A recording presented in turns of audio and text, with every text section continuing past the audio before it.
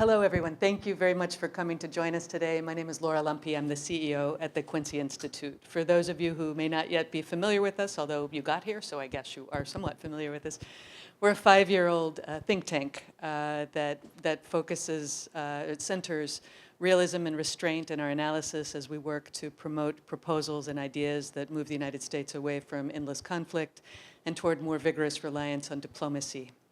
I'm delighted to welcome you here today for this event, 20 years after Fallujah, Lessons Learned and Unlearned. I was joking with our panelists that just on Thursday last week, I was at an event called Lessons Learned and Unlearned from Vietnam, which of course ended 50 years ago. So we keep unlearning lessons. Delighted to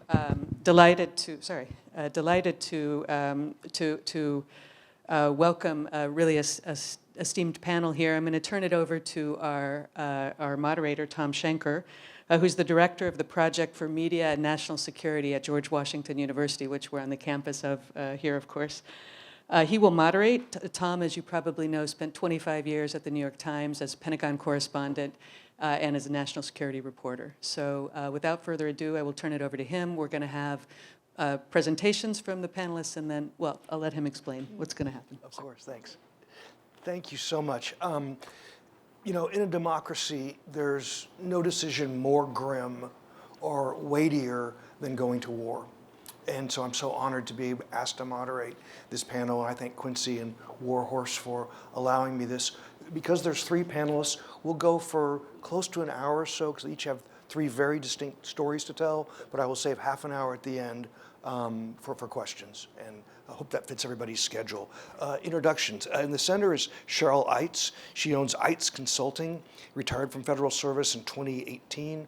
Her last role was as a program analyst in the Office of the Undersecretary of Defense for Personnel and Readiness. She has a distinguished military career in mortuary affairs and holds a master's degree from Lehigh University. It's a perspective I know you all will find very, very fascinating. To my left is Dr. Erica Gaston. She heads the Conflict Prevention and Sustaining Peace Program at the United Nations University Center for Policy Research. She's worked on conflict-related human rights, civilian protection, peace building, rule of law, and security pretty much all over the world. And if you watch TV or read newspapers, you're familiar with her work.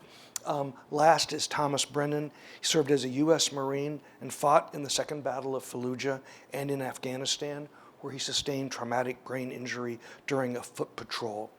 He publicly documented his recovery in a series for the New York Times. Okay, my favorite publication. After being medically retired, he transitioned to investigative journalism and founded the Warhorse, a very important independent nonprofit news organization focused on the impact of war. And he outranks me in one way because he went to Columbia University's Graduate School of Journalism. So thank you. Everything important in life I learned from 3 sources: my wife, Johnny Cash, and the United States Army. And in this, I'll include the Marines, because what the military teaches you, when you have a big problem, break it down into tactical, operational, and strategic, and look at it that way. And we have 3 people today who perfectly represent each tier of that military assessment.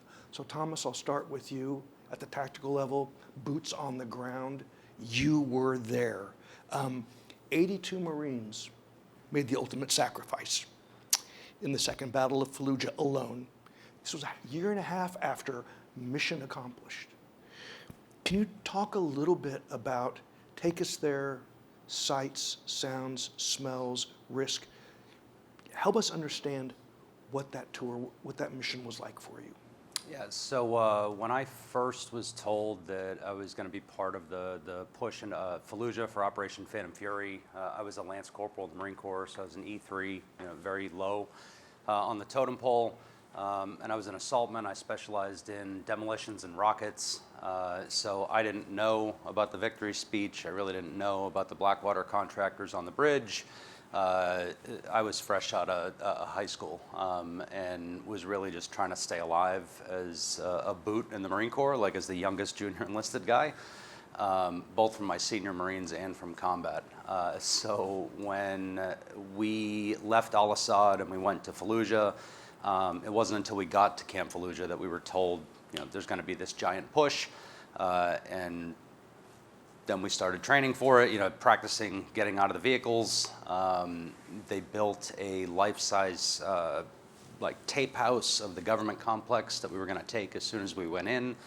So we practiced that repeatedly. Lots of casualty drills, preparing. They told us to expect over 50% casualties when we went in. So yeah, we didn't have the grimmest outlook on what things were going to be like in there. And then, so on November 7th is when the battle started. We didn't go in until that was at midnight on the morning of the 8th, I suppose.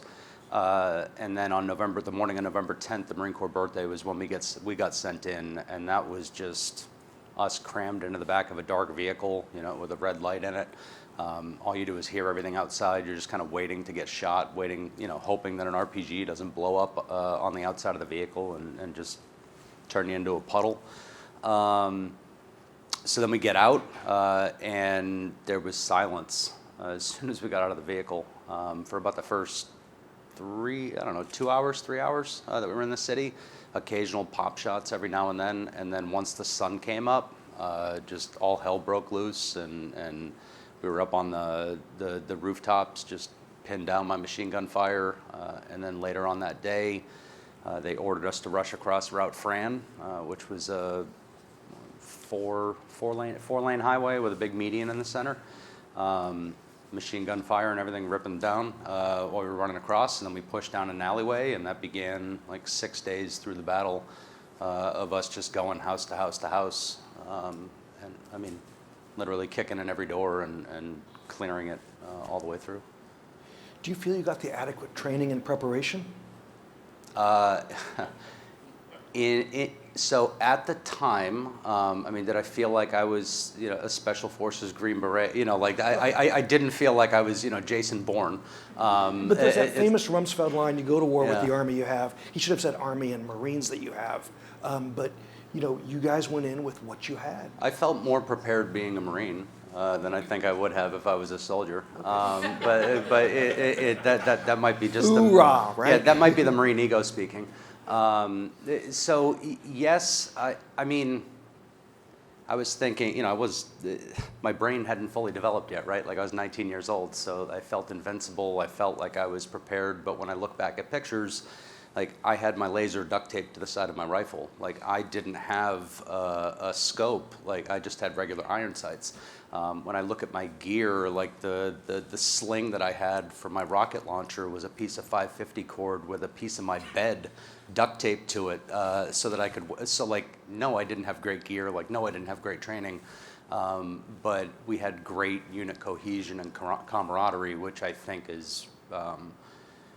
Might not make up for all the training that you might not have, but unit cohesion and that bond that you feel will get you through some really, really hairy situations, and I think we had that in spades. You said it was kind of a 6-day start. Do those days just all run together? Did you get any sleep? What about food? Tell us what it's like to be a Marine in the middle of an incredibly, and as you all know, this was the most intensive fighting the American military's faced since the battle for Hue during the Tet Offensive in '68. So that's quite a landmark mission, however you want to describe it. There were a lot of platoons that had heat cases, they got too hot, weren't drinking enough water, and had to be medically evacuated for that reason. So the idea of staying hydrated and making sure that you were eating adequate amount of food and stuff, that was a real concern. A lot of eating on the go. I think it was one of the first few days we wound up finding a torture chamber inside the city. And I don't remember eating that day at all. That was that stuck with me over the last 20 years. But yeah, you sleep on a roof, or you're always doing post every night. You're staring down a machine gun, waiting for hoping that somebody doesn't pop out. Just on edge all the time. I ate the Bluebell? What's the cheese wheel with the cow on it? Yeah, Baby Bell. That's it, right? So what was really weird, we got used to it really quickly, but what was really weird was you'd go into somebody's house and cups with tea and food, people just abandoned their homes. And we would find like that Bluebell or baby, whatever the hell it was, that little cheese in the aluminum foil. And like, I remember just eating those, like shoving those in my mouth as we were like running down the street, going to another house, or we'd find bread and put it on there, like smoke their cigarettes. It was like, yeah, it was just constant. And I don't think I slept too well. Like, you just slept when you could. I want to get back to your interaction with the local citizens, but first you mentioned the torture chamber you all found. You've told me the story. I hope I can ask you to repeat it. You and your comrades made a vow to each other after you saw that torture chamber about what you would do if you were about to be captured. Can you tell them about that? We were going to kill each other or kill ourselves before we got into that cage. So some guys, when you read that scene in the piece, like, I didn't remember the floor being sticky, but some of the guys in there remembered the floor being sticky from all the blood that was in there. Like, I remember the claw marks in the wall in the cage where, like, you could tell somebody had been in there and they were trying to get out. Like, some guys remember the flag, some guys remember this. But yeah, yeah, we found that really early, like right around like sunrise that day, and I think that it was just that was the only thing that we could really talk about for the rest of the day, and I still think it's something that, yeah, it's still like it was the, I don't know, like it felt like pure evil in that room. Like, there's no other way to put it. Like, you were just surrounded by a smell of death, and just, you knew just like horrible things. You could see that horrible things had happened there. And you didn't know who it happened to. You didn't know like when it happened. You just knew it happened. And I think that uncertainty of like not knowing what had unfolded in front of that room, like, just really kind of planted a seed in our minds. You know, the message to the citizens of Fallujah was, we're with the Marines, we're here to help you. Can you talk about your interactions, such as they were with local inhabitants, or did they all just flee before the gunfire? So I didn't interact with any civilians when I was on the outskirts of the city. I was living in a fighting hole. There were, what do they call them? Like the civilian processing points at different locations in the city, but I wasn't anywhere near that. Once we got into the city and we're at the government complex, there were a handful of civilians with white flags that we saw at one point. But once we crossed across that highway, I can count the number of civilians that we saw on one hand across there. And most of the time they were being used as human shields. Right. I don't, Jon Stewart in The Daily Show is not my assignment editor, but I do want to ask you about, if you all haven't watched the Veterans Day interview that Thomas did with Jon Stewart, it's on YouTube. It's absolutely worth 20 minutes. I was not familiar with the story of what happened to your Navy corpsman, Doc. Really appreciate it if you would kind of share that with us, because it really does follow the arc of the entire mission, and more than that, it's what happened when you came home. So Doc, he tried his best to save Bradley Faircloth after he got hit, and for 20 years he hasn't been able to let go of that moment. Still feels like a failure, feels like he let us down no matter how hard we tried to tell him that he didn't, no matter how hard that Bradley's mom tells him that he didn't fail. But when we came back, so what a lot of people don't realize about my battalion, 1st Battalion, 8th Marines, was the only East Coast unit that was, only East Coast Marine Corps unit that was part of the push. And all the rest of them were from the West Coast. And the West Coast got all the gear a lot of the gear first. They got a lot of the resources first, and mental health being one of those. And when we came home, there's been reporting for decades now, but the stigma that you face in the military with mental health, and I'm like glad to see that it has come a long, long way over the last 2 decades. But Doc got caught smoking pot. He took a urinalysis. There ultimately was about 100 of us, well, 100 of them across the battalion, of about 1,200 people that wound up testing positive for drugs. And Doc was one of the first dozen that got caught. And he was brought out into a public formation out in front of all of us and was told that he was shameful, an embarrassment to the Navy and the Marine Corps, like that he shouldn't be proud of his own service, that his life was over and that all of his benefits were gone, and that he basically shamed himself and the entire Marine Corps by doing that. And we all know pot stays in your system long enough to where if you are then subjected to repeat drug tests over the next month, you are going to continue to rack up positive urinalysis results, and those were used to ultimately kick him out with an other than honorable discharge. And for the last 20 years, he has not made any efforts or been eligible to go get VA mental health care or any benefits for his service. And currently, since the stories ran, since Jon Stewart had me on the show, people have reached out and offered to help him. He is, I'm glad to say he's considering it, but there's one thing that's still holding him back from doing it, and it's the fear that the military will tell him for a second time that his service was not honorable. And I don't think that that's something he is quite ready or prepared for the possibility of mentally. The term you used, which is so powerful, is survivor's guilt. He did everything he could to save somebody. Yeah. Sometimes you just can't. Yeah. There was everybody that we've talked to in that piece, everybody that I talked to during so for 20 years, we really didn't talk about Faircloth's death. We didn't talk about how many guys were nearby. We didn't talk about what Doc tried to do to save him. We didn't talk about how Meadows felt when he didn't go in the room after him. There were so many aspects of that we just ignored because we weren't emotionally ready to be able to talk for 20 years. And now we understand it a little bit better. And Doc knows now that people saw him he doesn't remember doing CPR, but people remember him doing CPR and having that confirmation and the validation that he did that where he didn't think he did helps him feel a little bit more like he rendered care as best he could. But I don't think that from what I know about medics and corpsmen, I don't think that he'll ever truly be absolved of that guilt. I think it's something that he's always going to carry a little bit with him, no matter how hard he tries or no matter what we say to him. Right. Marines and all who serve have a powerful narrative, and you're describing it for us. But because we're here about Fallujah, the city of Fallujah has a very powerful narrative of its own. Your mission, but then it fell to ISIS, one of the first cities.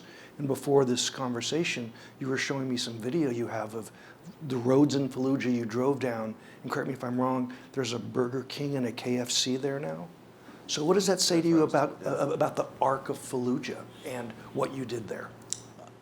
So the last time that I drove through Fallujah, I was just looking at rubble and smoldering buildings, and you guys were still picking up all the dead bodies when we were leaving. So it was hard to imagine, when you were looking at that level of destruction, the volume was just insane. When you look at that level of damage, and when you've seen just blocks of a city just burned to the ground, it is impossible. It's impossible in that moment to be this is going to be a robust, beautiful city someday. So I left feeling as though I wasn't sure if there was hope for the city to recover. I didn't know how a place recovered after something like that. I don't know if I answered your question, but So to know that 20 years later, there's people are back shopping, and what I think is there's a I love Fallujah sign that they shared me a picture of, Virginia's for lovers type thing, and for me that made me feel good, seeing some aspect of normalcy and regular life for the people that live there, because I was saying over there, I think for my own sanity, I need to imagine that not everybody, I couldn't imagine the thought of everybody hating us there for what we did. Right. One last question before we move from tactical to operational. In my jobs, I speak to a lot of vets, and there's kind of a common refrain when you talk about leadership and war and the gap between the commander-in-chief and those who do the fighting and dying. And I've heard so many veterans say, I'm not angry at George W. Bush, but he owes me a beer. And that's a very powerful thought. What does President Bush owe you, and how can all of us make your pack a little lighter?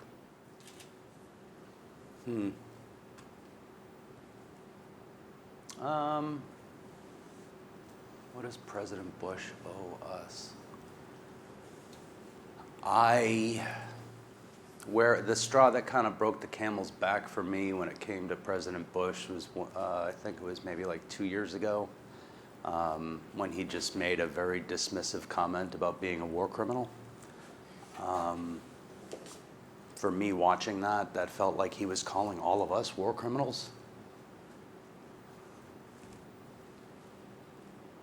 I've heard him say that he wished he paused more. And he was the one person in this country that could have paused more. And he didn't. And he's a failure for that reason. And I just hope that a president in the future who is in that spot pauses for that second and makes the people around them pause for that second. Because people like me, people like Doc, we will do exactly what the hell they ask us to do. We will go in and we will destroy what we're told to destroy. We'll kill who we're told to kill. You have to be sure it's what you want. Like, you have to, because we will do it. And you can't put the dog back on the chain once you let it go. He didn't show the restraint that I expect the president to show. And that is just disrespectful to the people who wear the uniform. Well, thank you so much. While we all catch our breath, I'll just say, not that I can speak for Quincy, but I think that's a fair mission statement for what you all do here as well. So thank you for that. Cheryl, recovery operations, grim duty to be sure. Yes. Could you talk about, just as I asked Thomas, talk about your mission in Fallujah, if you would, please? Okay. Well, first I'm going to talk about the overall mission of the mortuary affairs, whether it's Marine Corps or Army personnel. So our mission was to recover anybody who died within our area of responsibility. So we had all of Anbar province. So from Fallujah all the way over to Al-Assad with TQ and Ar-Ramadi and on Najaf. I mean, at one point I had 7 collection points within that region that I oversaw and trained and equipped every one of those individuals who did that mission. I was in Iraq both in 2003 and 2004. I did the initial push. I did the first Battle of Fallujah. I did the Second Battle of Fallujah, along with my Marines. So we recovered not only U.S. and coalition, but we also handled civilian who died while under medical care in our area. And for the Second Battle of Fallujah, we actually went into the city during combat operations and recovered enemy dead from that location. The Marines and the Army were very good about retrograding their wounded along with their dead back to the main base at Fallujah, and where I had a collection point, and we processed those remains there for onward movement back to their families here in the United States. So they went from a mortuary affairs, from the unit to a mortuary affairs collection point where we processed them, tentatively identified them, and prepared them for shipment. We'd ship them to the theater mortuary evacuation point for them then to be returned to Dover Air Force Base, where they did their final preparation for return to the family. So For this battle, I had 8 Marines who were Mortuary Affairs Marines who volunteered to assist me at the location was the potato factory. It was a large facility that had refrigerated areas in it. One of the areas was currently occupied by all the seed potato for all of Iraq. So that area was held in abeyance and maintained, and the refrigeration continued to be there so that they would have that crop when we were done and they would be able to access it. We used other large refrigerated areas for the remains themselves and one for the processing area. Every insurgent civilian that we processed from the city came through that collection point, that area, and were stored there and were processed by the 9 of us. We had, to assist us in that mission, we had a security element, which was a provisional MP company that went in and provided security for us as we went into the city. I had a truck company that provided transportation for the remains out of the city back to the potato factory and assisted with the recovery of those remains. Every truck that went out, it had at least one mortuary affairs person overseeing that operation and ensuring that they were handled correctly. I had a communications element that was attached to me, and they coordinated with the units within the city for safe passage and for identifying what part of the city we were going to be clearing each day. The first day, we recovered 86 remains and brought them back to the potato factory for processing. So that communication element, transportation, and the security are what, and my Marines are what we took into the city every day. In addition to that, I had an element that was unique in that it was an intel organization. I had 5 intel Marines, 1 intel officer, and a translator with me at the potato factory, and they were able to acquire actual intelligence information to shorten the war, preserve lives, because we were able to curtail the movement of insurgency into the city and into Iraq to bolster it.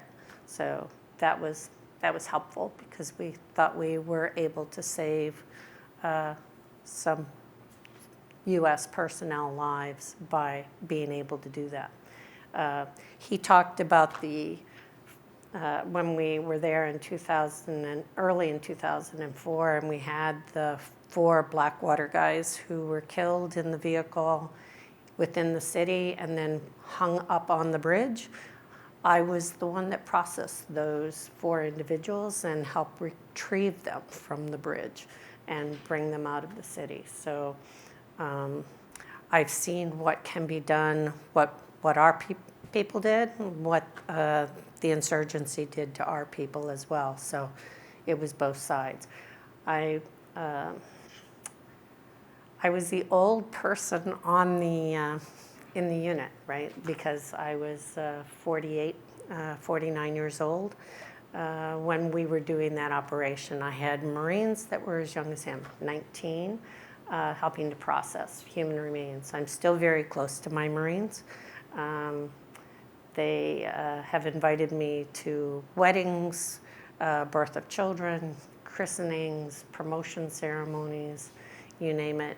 We stay close. And the unit cohesion is what gets Marines to be able to move forward and to be able to process what they did, because they get to share that with themselves and with their fellow service members, because nobody understands the mission that we did. Nobody understands what you've seen, what you've done. And so you can't talk about it with other people. You can only talk about it with each other and make sense of it. So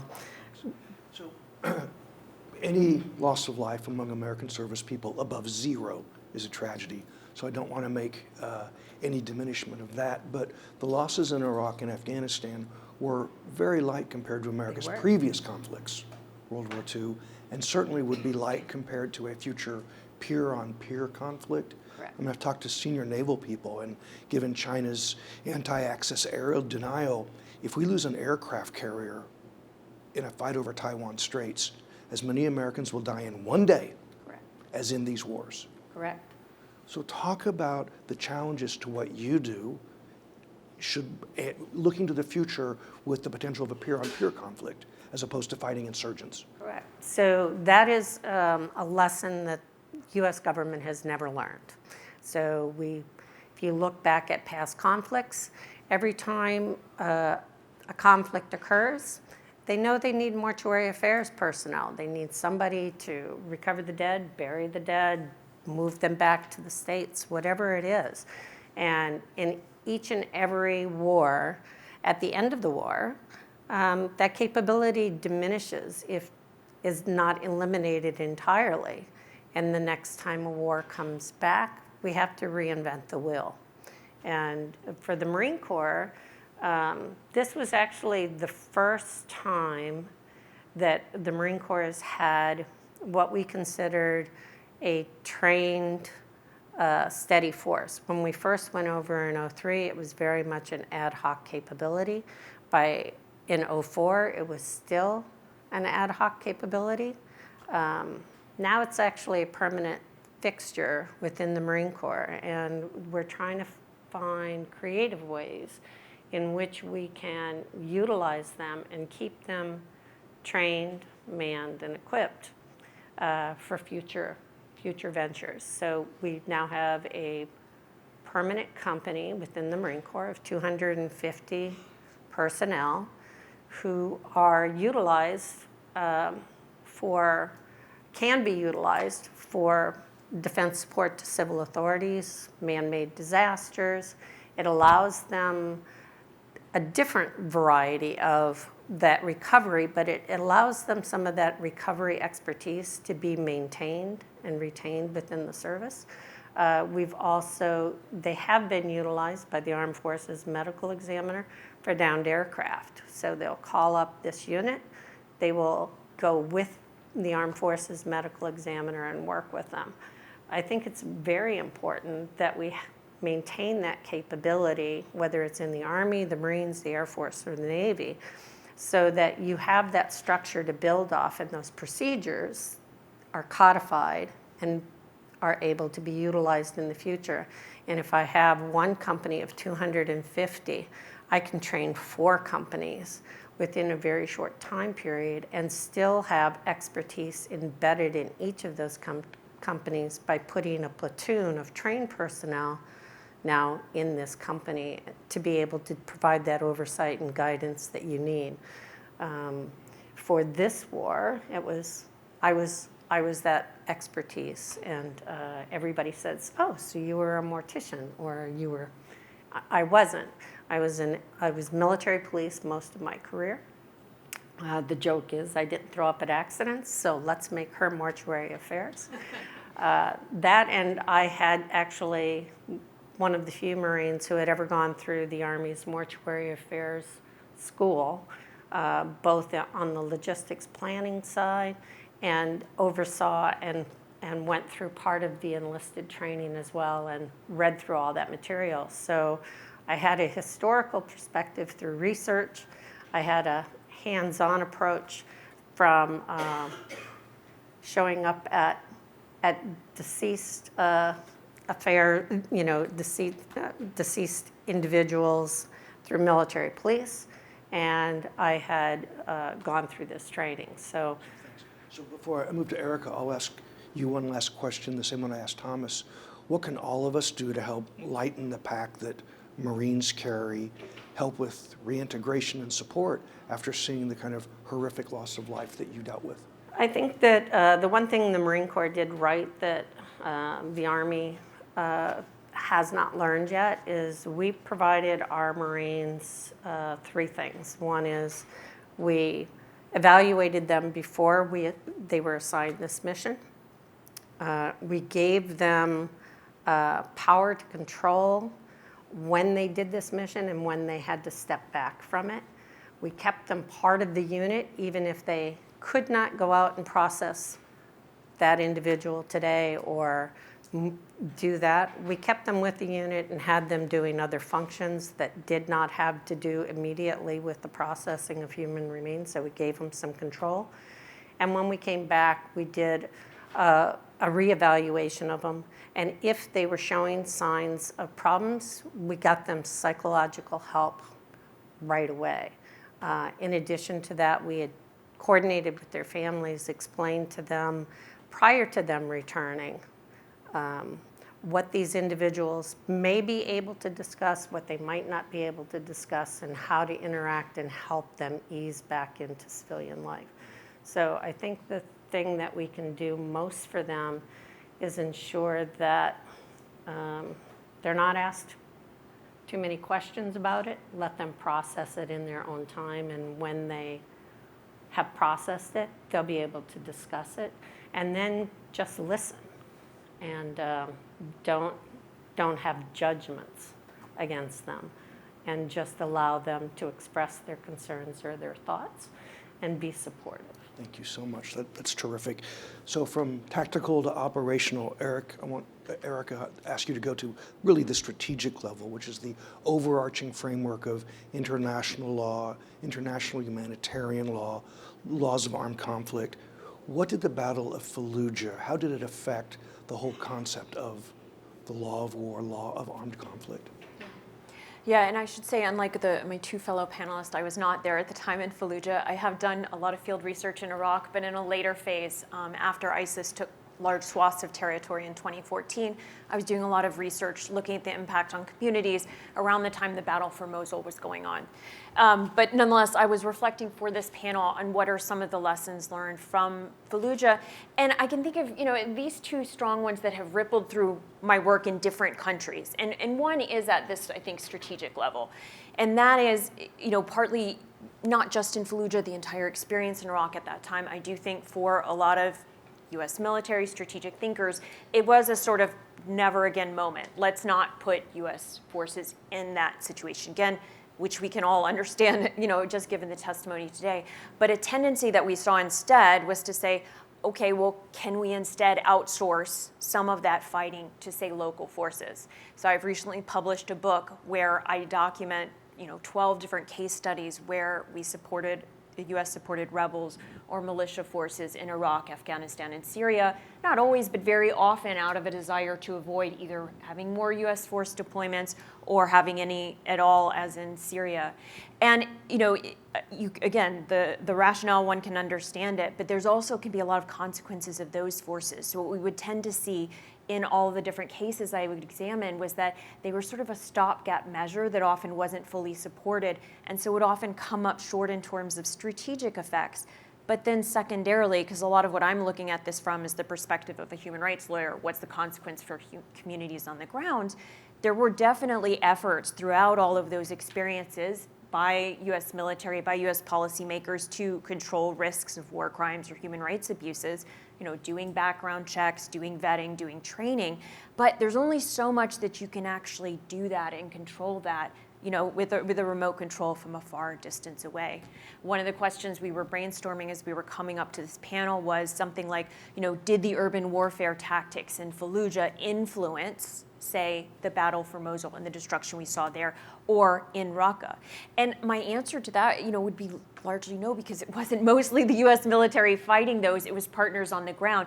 And of course they were providing advice, but it's largely Iraqi security forces and their artillery that was laying flat large sections of Mosul, as opposed to the sort of door-to-door clearing that you're talking about. So it's just to put that perspective in that, while that can seem from some a solution, it has its own cost, and we've seen the ripple effects in another conflict. So that's maybe one strategic takeaway. The second one, as you got to, and I'm going to put on my international lawyer hat for this, is something I've been following for a number of years, and that's the way that different tactical innovations and practice that emerged not just in Fallujah, but in the Iraq War broadly, have had ripple effects across interpretations of international humanitarian law and laws of war. So the biggest one of these is interpretations of self-defense. So every soldier, Marine, has a right to self-defense, also to defend their unit, not just like we do as regular civilians. It's an inherent right, existed well before the Iraq War. But before that, it was sort of a narrow carve-out. You know, a lot of IHL is working on your training, you're targeting someone in an offensive operation or something like that. But then you have a situation in Iraq, and I think from the testimony we've heard here, you get a sense of just the high levels of violence, the high levels of threat, and often from very ambiguous or amorphous sources. You know, anything could be booby-trapped. An IED could be hidden in anything.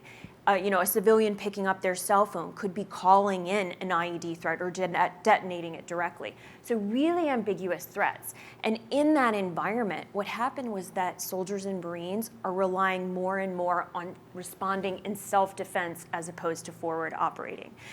You know, I've talked to military lawyers or JAGs, and they'd say, you know, 80% of the time that someone in my unit is firing a weapon, it's going to be in self-defense. If they're on a forward patrol, even more. And it's not, of course, just your average foot soldier. It's also in aerial attacks. So, you know, the way self-defense works is you can defend not only yourself, but anyone in your unit. And so that means that if troops are in danger, they're in contact, the aerial forces that are in the same area of operation can also respond to a troops in contact situation. They can respond to defense. And so increasingly, not just in Iraq, also in Afghanistan, where I spent many years researching it, a lot, the vast majority of the time that you're having force used, it's in this self-defense modality.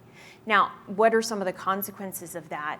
I mean, one, even though in a situation like Iraq, in Fallujah, where you really had this ambiguous, amorphous threats, in that case, self-defense really came in handy because it's very fluid. Soldiers can kind of decide they need to use it, not only something as direct as someone firing a weapon at them, but if they see a hostile act or someone demonstrating hostile intent. And that's a subjective judgment, and that's what allows it to be used fluidly. But the problem then is if that gets kind of taken to other theaters, it allows a very wide latitude. So a lot of normal civilian behaviors can also get swept up in there. So in Afghanistan, we would see cases where, you know, again, someone's picking up their cell phone. Might be confusion if they're actually a spotter or calling in a risk, or someone just calling home to mom. Cases where civilians, you know, carrying a wheelbarrow a little bit too close to a base, assumption that it could be volatile, immediately use of lethal force, or carrying a water can, other things like that. There was one really famous incident in Afghanistan where I think it was you know, half a dozen women who were gathering hay on a hill, and in overflight thought that they were carrying weapons. They were really the sickles that they were chopping wheat with, and so it was determined to be a sign of hostile intent, and they unfortunately lost their lives. So most of the cases I investigated in Afghanistan of civilian casualties of unintended civilian harm came out of these mistakes from an overbroad hostile intent. And then the other kind of consequence that comes out of this is, as I mentioned, it's not just for aerial operations, it's also for ground operations, also aerial. So we talk to like air commanders, and they'd be like, oh yeah, this is just the default. You know, it just kind of rolls off the tongue that that's the authorization. And so you started to also see a pattern where more and more air operations are authorized.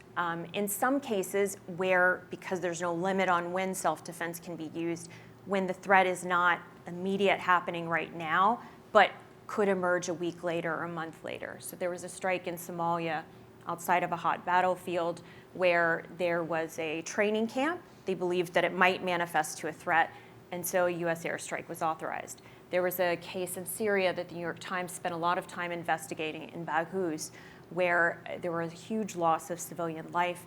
It turned out that the forces were responding in a sort of self-defense, collective unit self-defense in that. So it has this sort of slippery slope way, and it also has a way to kind of act as a loophole or a short circuit to some of the processes that are well built into the military system to try to restrain some of these ways of war in a couple of ways. One, sometimes you have restraints in warfare that are not legal requirements, they're policy requirements. It's a decision to keep to absolute the lowest level of civilian harm that you have. But of course, and so in Afghanistan, there were periods of time where airstrikes were limited or other types of tactics to try and keep civilian casualties down. But self-defense is an inherent right. It's not kind of touched by these tactical limitations. And so there were cases where you would see and I would have air commanders even say this, we would call it troops in contact because it was the magic word to get an airstrike authorized that we otherwise weren't going to get authorized in that one. And so it starts to become a little bit of a short circuit. For me also, as someone who would be investigating these, and we would have a doubt about a situation and go to try and raise a question with the US military or NATO forces, it's hard to question if someone says it's in self-defense. It makes it hard to investigate whether that was actually justified under the laws of war. And then taking a step back, in some ways I would talk to military lawyers who took this very seriously and were like, they were involved in these situations every day. And they would say part of the problem is it sort of derails it from this regular analysis. So normally in IHL analysis, you would say, hey, is this person a civilian or a combatant? Are they directly participating in hostilities?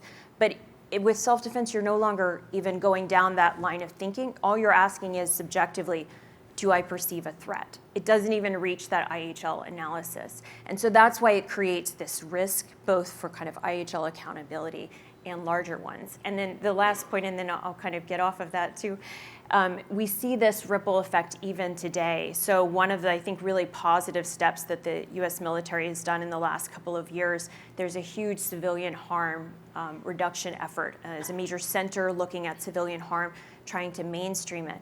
But that mechanism, for example, will not touch on these issues of self-defense and how much it's grown over the last 2 decades out of this experience in Iraq and Afghanistan. Because it won't touch on these basic legal questions. And we also see this ripple effect in sort of partner forces. So, I'm not privy to the conflict, the internal military decisions that are going on in the conflict in Israel and Gaza, but I will say that I've done a lot of comparative work looking at how different countries interpret self-defense. The US is perhaps the most expansive, except maybe for Israel, which has borrowed a lot of this sort of constructions of how broad self-defense can be. And so it can also create consequences in terms of other countries' compliance. Well, so you opened the door, so I don't even have to kick it in, which is Israel. This is a case where the lessons of Fallujah are playing out literally today. The International Criminal Tribunal has just brought charges against Netanyahu.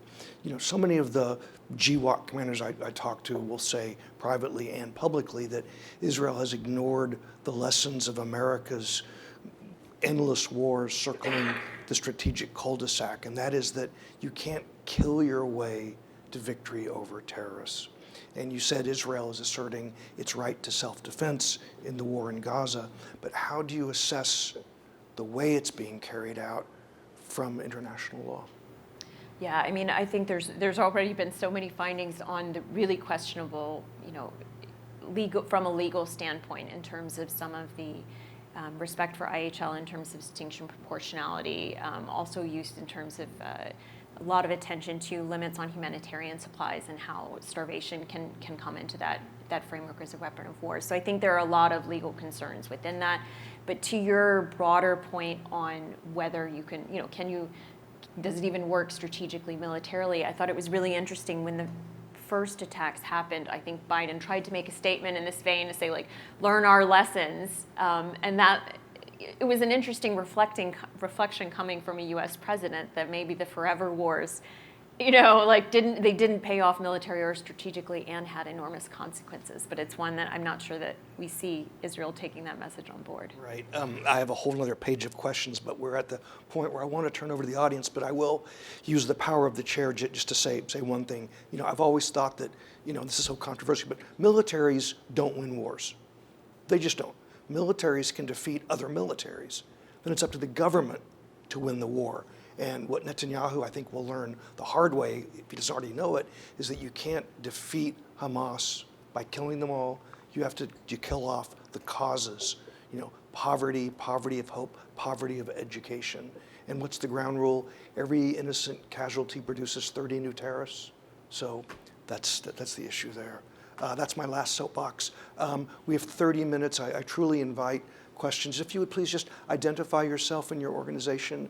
And as they say on Jeopardy, please make sure your question's in the form of a question. Yes? I think this is on. I'm the Deputy Director of the Middle East Program here at Quincy.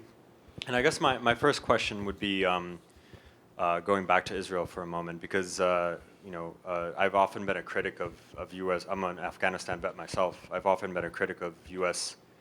strategy in Afghanistan and Iraq. But to our credit, and I was a Marine as well, we did take rules of engagement seriously. I mean, when I was in Afghanistan, we couldn't call in artillery. We could only call in HIMARS. That wasn't because artillery wasn't effective. That's because we were trying to save civilians. There were also very strict ROEs that basically you essentially had to be shot at before you could return fire. And that's why so much of the engagement was defensive in nature.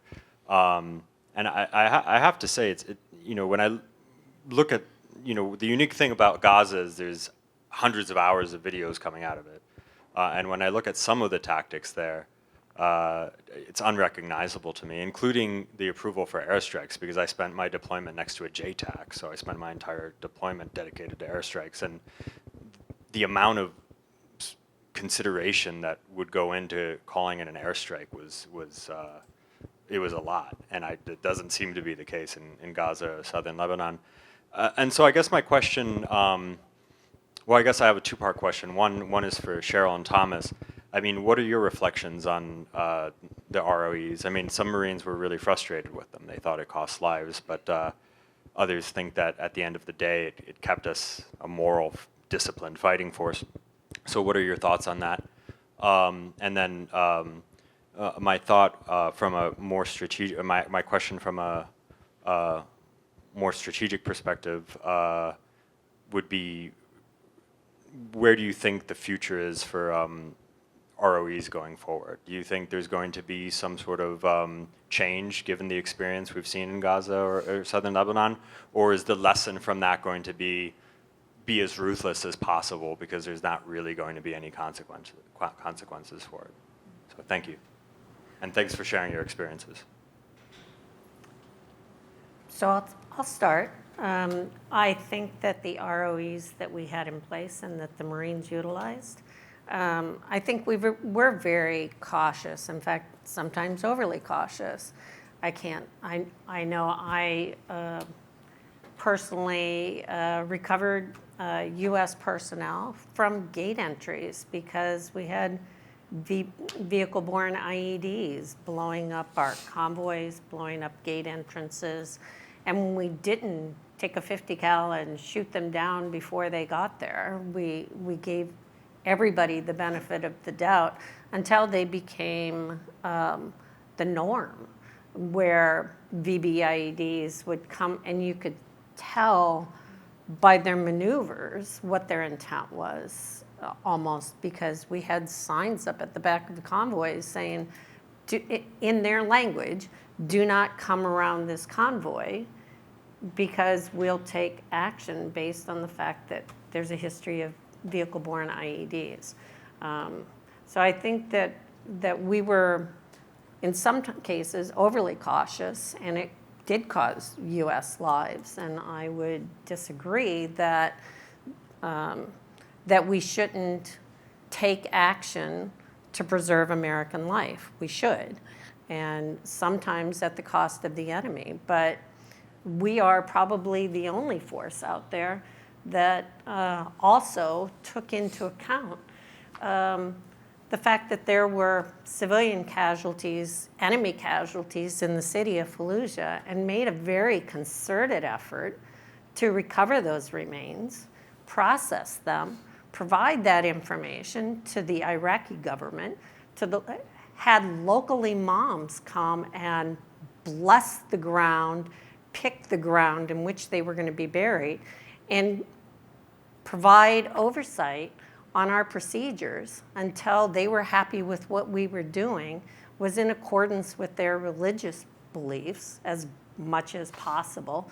And I think we're the only force, the only country that would go to those lengths to recover the remains and treat our enemies with such courtesy. So I hope that answers your question. Thomas? I think that my entire platoon would be in Fort Leavenworth right now if we showed the level of restraint that the Israelis are showing right now.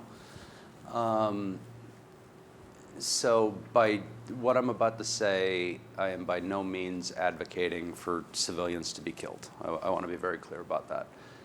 My intent behind this is saying I think it demonstrates how seriously we take the rules of engagement and how conflicted you can feel in that moment. In Fallujah at the government center, I talked about how there were, people that were being used as human shields, and there's quite a few of us from that sector of fire that believe that those insurgents ran down the road and wounded, if not killed, other Marines because we didn't shoot. Now, I think I'm not saying I regret not shooting. That's not. But my point here is that if we had shot that group, right? Like, I would have feelings about that. I didn't shoot that group. I have feelings about that. Like, you're damned if you do, you're damned if you don't.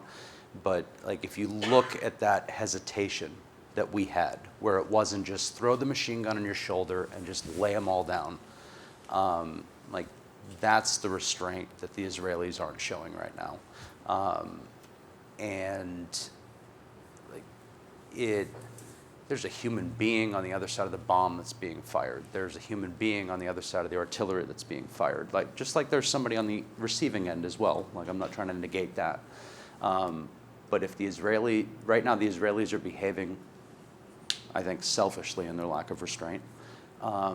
And I wish they would, if they're going to continue behaving selfishly, I wish that they would be more self-reflective and look at what it's going to do to their own service members in the long run. And that's not me saying they should be selfish, or like they're going to make their own choice. But like, think of your own people, think of your own service members, think of your own warnings that you gave the U.S. when we started the global war on terror about what this was going to do to a generation of people. Because that's your young men and women going through tunnels. That's your young men and women like clearing those houses. And those are your young men and women. They're going to need mental health care and other social services once they're done with whatever you're doing. So. Erica. Yeah, I think it's a great question, and I want to broaden it a little bit, because I think you're asking what's the future of rules of engagement, and really what you're talking about, because of course rules of engagement is the way that you kind of like encode and give a simplified kind of rules to soldiers so they follow and know the rules, or Marines, and know the lines. It's a sort of encodification of both international humanitarian law, but also other tactical and operational. And so I think your question is more, where are we seeing international humanitarian law protection in these violations going? And I think, not just with Israel, Gaza, you can obviously look at what's happening also in Ukraine, look at what's happening with Sudan. I do think there is a risk, as you see these violations in these different places, of a normative weakening of restraint, and particularly where there's not accountability. And that is a real concern. At the same time, you do see other countries, I would say the US included, of trying to voice commitments and rededication to it. And I think that's why conversations like this are important, to think about the things that we've tried to do, things that haven't worked, things that we could do more going forward. But yeah. I'm gonna take an exception, and that is with regard to Israel. And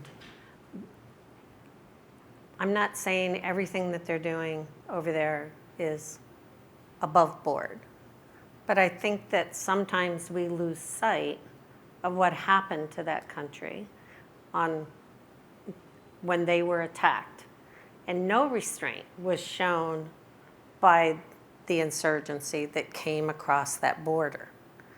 Nobody is talking about that, the enemy and their lack of restraint.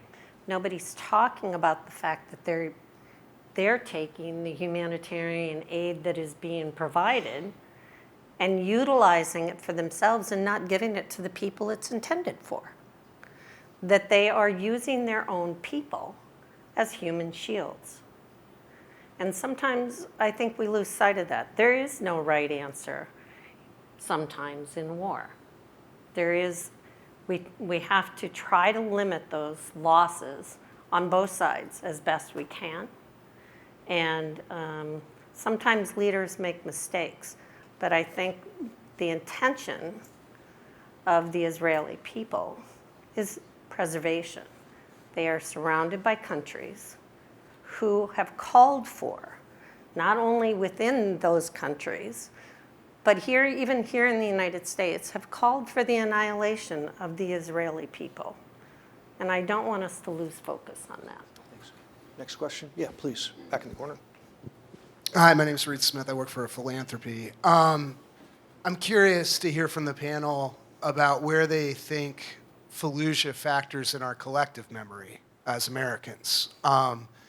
I note, perhaps with some frustration, that it doesn't seem to have been immortalized in the way that, say, Tet or Quezon has been sort of preserved in film, books, documentaries. It's like we may have a hard time contending with it to some extent, even 20 years later. So I'm just kind of curious to hear where our esteemed panelists feel about this. Sure. Although Thomas's documentary is well worth watching, so.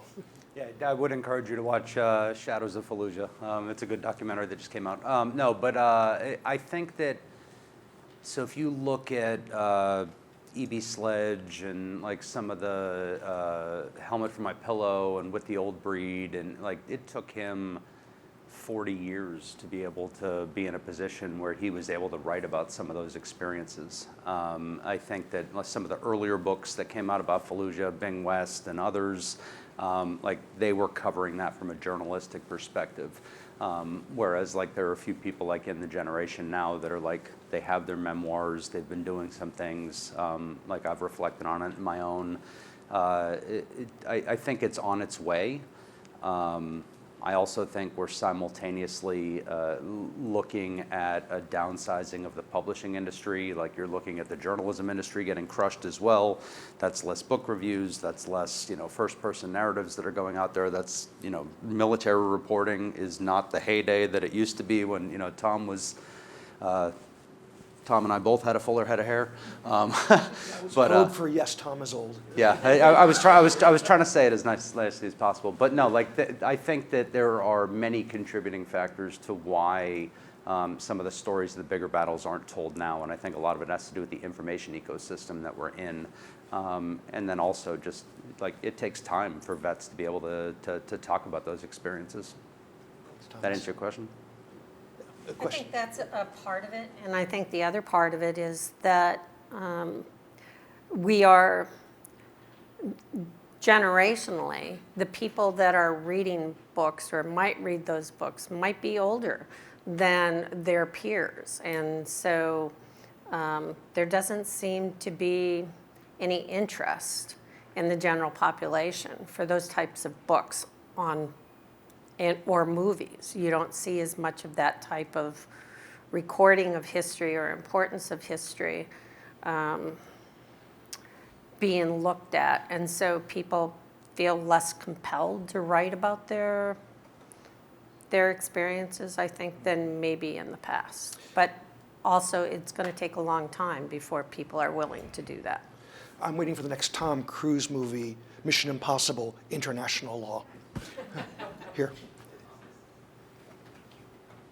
Hi, my name is Jack. I'm a student at George Washington University. So I wanted to ask, Fallujah has its lessons, and so did the Tet Offensive and the Vietnam War. It seems we don't really learn these lessons because Iraq happened in the first place, and we already had Vietnam. And it looks like today we're on the precipice of maybe something in the future. We have issues in the Taiwan Strait. We have escalation with Iran and Israel that we're getting increasingly involved in. And of course, we have Ukraine with the long-range missiles thing and the ATACMS that just got authorized. So we're in the context, we're like in a dangerous moment. So I want to ask, so in light of the consequences that these wars have on civilian lives, on our own soldiers, our own men, why do politicians not learn these lessons? Why does the panel, what does the panel think about why the politicians do not learn these lessons, do not take these consequences seriously, and maybe continue to treat war as a cavalier thing? I mean, so I'm not, so I will not say that I think the draft is a good thing, but I think that the draft was a time where people better understood public service better as a whole.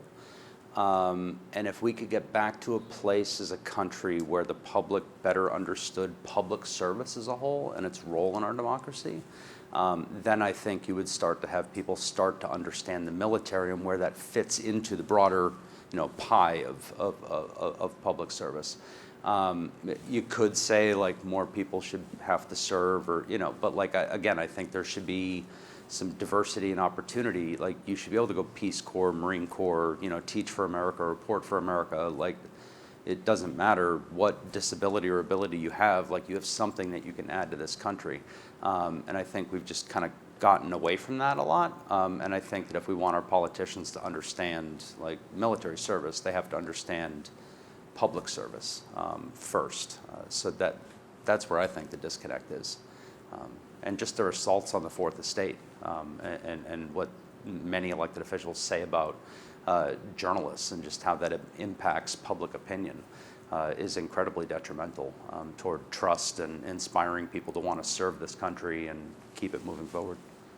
Yeah, I want to praise a colleague, Jennifer Steinhauer, a dear friend from the New York Times. She's now at the University of Chicago. She has a brilliant op-ed in the Times this morning, and I want to be careful and apolitical here, but she makes the great point that Trump's nominee for defense secretary may be a bad defense secretary, maybe a flawed individual, but he represents a school of American thought that got 56% of the vote, which was no more wars. So you can object to America first, you can object to neo-isolationism, but the sentiment you're talking about actually drove a majority of voters to the poll. Anybody else? I think you're right, that Americans as a whole, and even some that are now, who have served, are now back in Congress, House of Representatives, and they understand the cost of war. And we used to have Congress where a large percentage of the population had served, and now we're serving in a new capacity, and they understood those consequences. Over the last 30 years, you've had very few of those types of individuals still remaining a part of our major body of government that helps to make those decisions. And without that service component in those leadership roles, they don't understand the consequences sometimes. But not all solutions are always going to be diplomatic solutions either. When you're dealing with other entities who are not rational individuals and are quite willing to let their personnel die in their cause, it means that sometimes we have to stand up to them. And that means that there are going to be wars. And yes, we should try to avoid them whenever we can. But at some point, you have to be willing to stand up and say no. And that's why we all raised our hands. That's why we raised our hand and said, we're willing to serve. And we know that in that service, it's going to cost lives. It may cost our own life. And we're willing to do that for the greater good, right? So. And one of the things that I wish that, I'm sorry. No, go ahead, no, go ahead. we have stolen valor among elected officials across the political spectrum. Yep. Wes Moore, Democrat, wore a Bronze Star or a Silver Star, one of the two, that he never earned, was never like. Why is he still? Why is he still governor? Anywho, like there's Republicans, same way. Like people claiming to see combat they didn't see, people claiming to be awarded awards that they didn't see, and like that should have. I mean, granted, I'm a journalist too in the space. Granted, I wasn't looking at Wes Moore, but like, why are we not? Like, why are more people not paying attention to that? Like. Paul Rykhoff led Iraq and Afghanistan Veterans of America. Good friends with Wes Moore. Both of them lied about Bronze Stars. Like, why are these people allowed to be the veteran leaders in our space? Why aren't they pushed out? I think part of it is like the American public doesn't know those differences, but then also like the veteran community needs to hold those people accountable too. Like there's so many people running around pretending like they're Delta Force when really they were just hanging out at the chow hall. We need to like hold those in leadership positions that are veterans to higher account too. Yeah, I might just zoom it out a little bit from a U.S. to more of a global perspective. You know, I also teach conflict resolution and focus a lot on the sort of general space for international conflict resolution. And one thing that's been really strong in that field is just how much harder conflict resolution has gotten. You know, that with sort of globalization and fragmentation of conflicts, with more conflicts being internationalized, we're both seeing more conflict triggers spread, but also harder to walk them back. You know, I work in New York, and a lot of attention has been focused on the UN as a mechanism, fraught divisions within the Security Council, and a lot of the tools that had been developed to try to, if not completely resolve conflict, at least find ways to walk it back and mitigate and de-escalate it. And those have become even harder to come by. So I think that's more of the challenge for the generation, rather than saying, you know, can we prevent another, say, Vietnam from happening? You know, it's not going to be Vietnam. It's going to be something else. But also, how do we find the way to give an alternative to that conflict? And that's what I think the real challenge is right now. Tom, may I add something? Please. For a moment. I'm sorry to two-finger this. You know, I'm reflecting on what you say, and I actually think Quincy doesn't have a position in terms of volunteer service or draft, so I'm speaking individually right now. But I think one of the things that makes our military great is that it's volunteer. But it might also be true that perhaps the society might be a little bit healthier if there was mandatory service, and that would be a balancing test for others to make. But one of the consequences of a volunteer force is that we have a society that's completely detached from the military. And you know, I agree with you, Cheryl, that we do raise our right hand and we're willing to die. And civilians have trouble understanding that. I mean, Marines are supposed to die, in a sense. People don't like when I say that, but it's not something perplexing when a Marine dies. We all join knowing that. Now, some of us, as you said, we have underdeveloped brains when we're 19, and we think we're invincible. But it's not a shock when Marines die. But what I find morbid in this town is that we have an entire generation of lawmakers and policymakers and a general public that has no skin in the game. Right. And they discuss these deployments. I mean, you'll hear people say, well, you know, if 50 U.S. service members die per year in X mission, we can handle that. That's the cost of doing business. And they'll say that even about training incidents. Yep. That are preventable death. And we just talk about the life of service members, you know, the way a company might talk about their machinery breaking down. And that's where I think things need to change. Thanks. Questions? Anybody else? Going once? Yes, please. Hi, can you hear me? Yes. Yeah, hello. I've got an international law question. You can identify yourself for us? Yeah, John Ryming Chapel at Center for Civilians in Conflict. It's interesting talking to folks who were active in international law before and after kind of the 2001 to 2003 period and seeing the evolutions that you spoke about.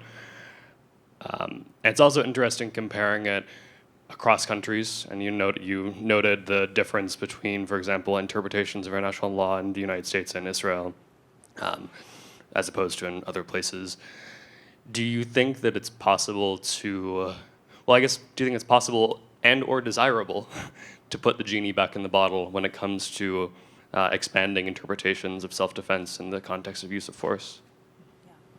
No, thank you for that. And full disclosure, I also worked for the Center for Civilians and Armed Conflict during some of my periods there. So it's a great organization doing wonderful things.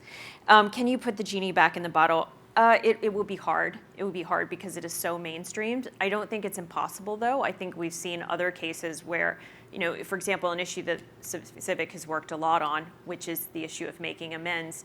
In that, I think we've seen such dramatic changes in U.S. military policy and also practice over the last 2 decades, in many ways being a leader on this issue. So I think if the U.S. did decide that they wanted to say, again, we're not talking about removing the right of self-defense, it's a core right, is really important, but maybe like looking at ways that it contributes to civilian harm or ways that it erodes sort of executive authority for strikes outside of a hot battlefield or all of these other consequences. If it wanted to take that serious look, I believe that it could do so. Thanks. There's a question. Yes, please, Sean. Here. And then we'll go to the back. Yep. Thanks. Sean Carberry, journalist. I'm more here in sort of personal capacity as someone who's traveled in this universe as well. And sort of wondering, zooming back out about the premise of the conversation about, lessons of Fallujah. And this is sort of a wondering out loud kind of question, but are the lessons from Fallujah distinct from Iraq Chapter 1, 2003 to 2011 as a whole? Is it distinct from GWAT as a whole? Should it be processed as a distinct thing, or should the conversation really be broad and say what are the lessons of the broader campaigns that still don't seem to be learned, ingrained, aside from the fact of utter lack of accountability for any of it? Well, the key thing there is a lesson is not learned until it is ingrained. So I was going to say, I think it belongs with the broader context. And some people could say that that Iraq failed to grasp the freedom and the ability that we gave them at the end of the war. At the end of the war, they had the ability to create a government that would have been more inclusive and provide them with a better chance of success. They had an opportunity to create a government that didn't have as much corruption in it as it currently has, that could take advantage of the fact that they had oil, that they had other resources that they could utilize, and yet they didn't. They didn't embrace that and create a better government in its entirety. They're still working at it.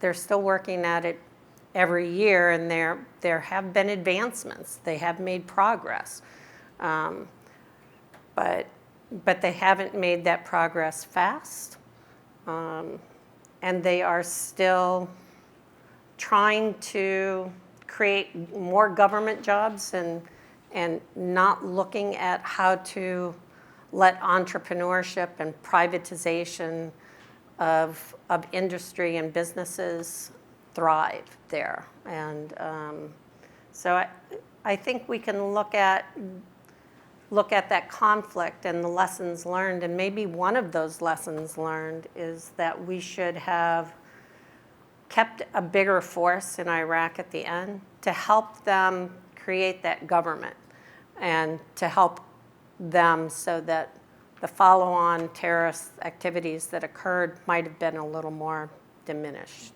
thanks. That's just a Erica, personal thoughts, thought. and then Thomas. It's an interesting point to reflect on, as that there are ongoing discussions about removing the last U.S. forces from Iraq again this year. No, but Sean, great to see a familiar face here as well. People who work in these communities, you keep saying friendly ones, but yeah, I think it is, there are different layers to it. So I think it does connect to a larger lesson from that period in Iraq, as well as the larger from the global war on terror. But also, when you talk, so when I was doing a lot of the research on self-defense and hostile intent, most of it was derived from talking to soldiers or Marines that were in those experiences. And there is a palpable difference from those who were in that period, particularly in Fallujah, because it was a particularly intense period within that. There were also other moments, so talked to some British soldiers who were in Helmand in 2006, also really, really, so they each have their own lessons and they each stand for their own significance, but yeah, there's a continuum. Ramadi. I mean, as somebody who's been looking at this for the last year as I've worked on my reporting, I admittedly didn't really look at Fallujah from like 2005 until 2008 or 2022 maybe. Like I just had to ignore it and not read the books and not watch the documentaries. Like it didn't do good things to my head. Like as I've started really digesting all of it and learning about it, I mean, why? Like the questions that sit in the back of my mind as to why like we should look at this as a kind of a unique thing is like because of Fallujah 1 and just some of the things that I've heard people say off the record or on background, just off the cuff about just what a failure it was and how much of the November battle was like driven by finally getting it right, and yet they had to wait till after the election because they didn't know. Like, so there were so many external factors involved with Fallujah, or the Second Battle of Fallujah, that I like.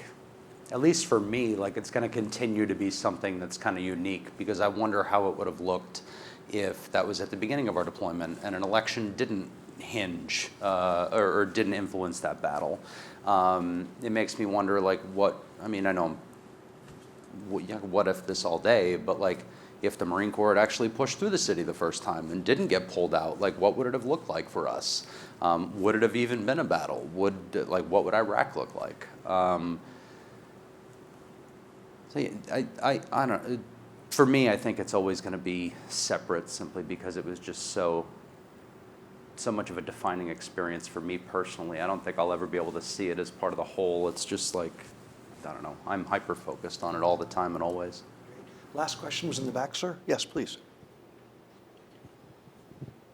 How's it going? My name is Jermaine. I'm with Common Defense. I had a question about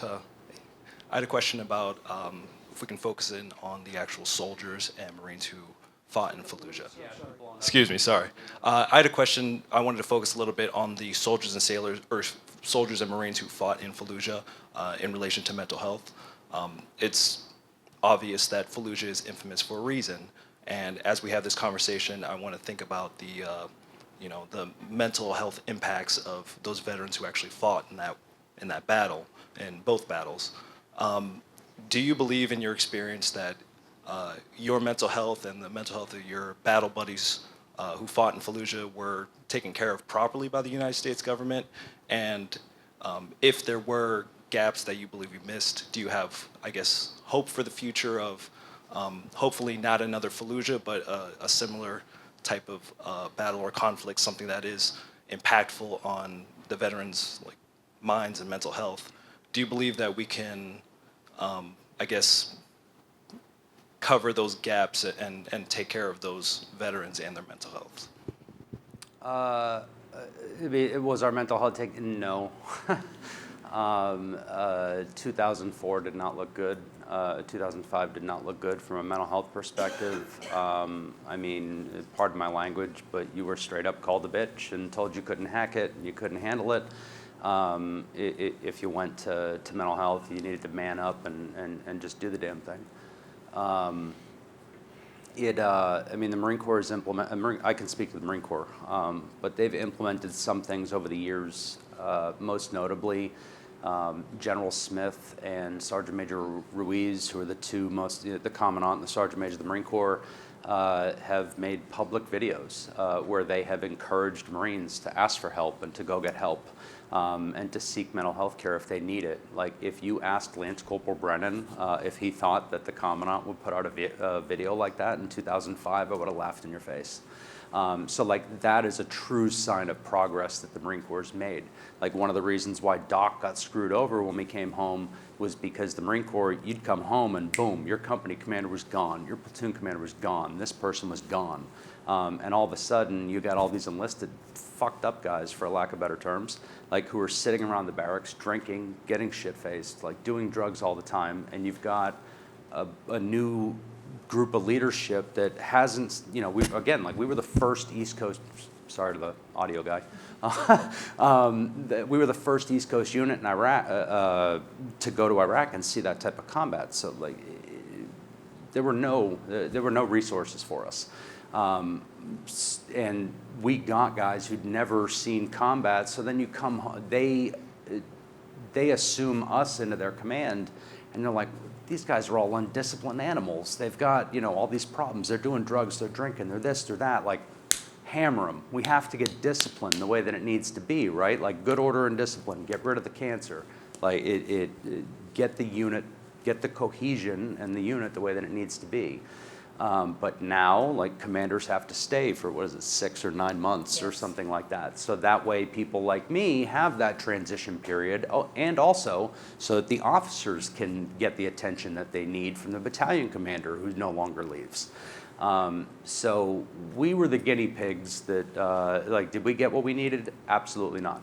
Am I probably going to be needing, anybody who goes through Fallujah is going to need therapy for the rest of their life. But am I probably going to need more because it wasn't handled right when we came back? Yeah. Do I know guys that will never, ever, ever be the same and I think have missed that window of healing? Yeah. There's a lot of those dudes. I think so I'll throw his name out there. I had a conversation with General Robert Neller, the former commandant of the Marine Corps.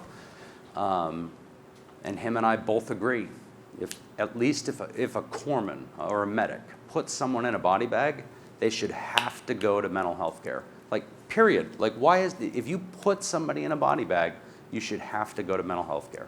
And again, that's a big budget item. That's a big, that's administrative thing. But where I think the military and the Marine Corps specifically can make a lot of progress when it comes to mental health is making it okay for the corpsman to get help. Because if Doc says that it's okay to go get help, every Marine will listen. Because corpsmen run into fire Marines run into fire because of their corpsmen. We change our socks because of our corpsmen. We do whatever our corpsmen tell us to do because we know they've got our back. And if that same corpsman says, you can go trust the wizard, go talk to this psychologist, whatever, the Marines will be like, all right, Doc, I got it, I'll go. And then you slowly have this Trojan horse of getting people to go to mental health care. And the fact that,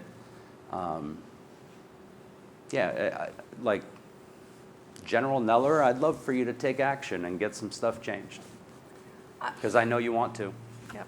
I will say that mental health for the Marines from Iraq and Afghanistan was really very much unit dependent on whether or not they received the care that they needed. Because each commander had a different view on the value of that.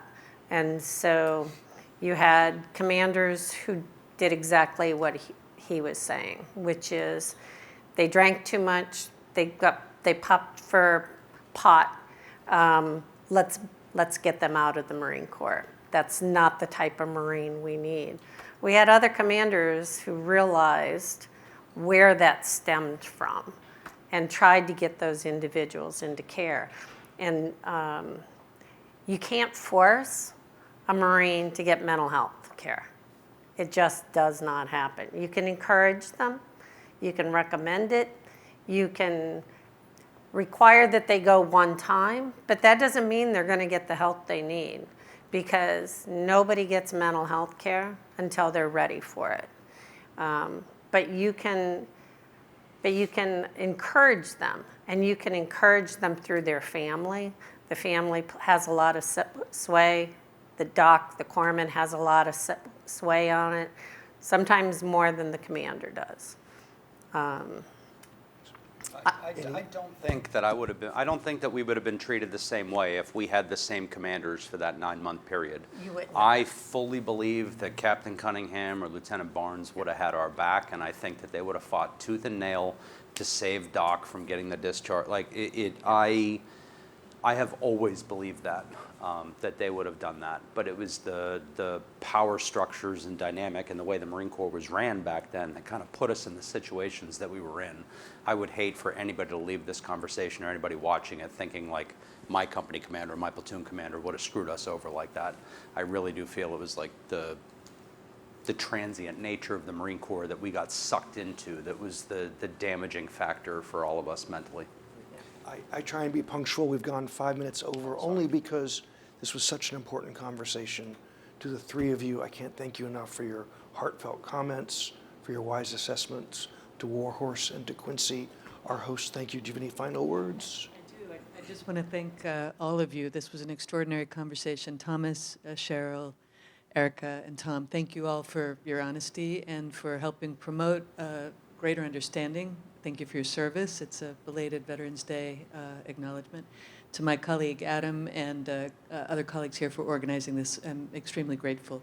For anyone who wants to stay, we're going to have some nibbles and drinks over here if you've got time to stay and talk a bit. But thank you. Please join me in thanking the Thank panel. you all for coming.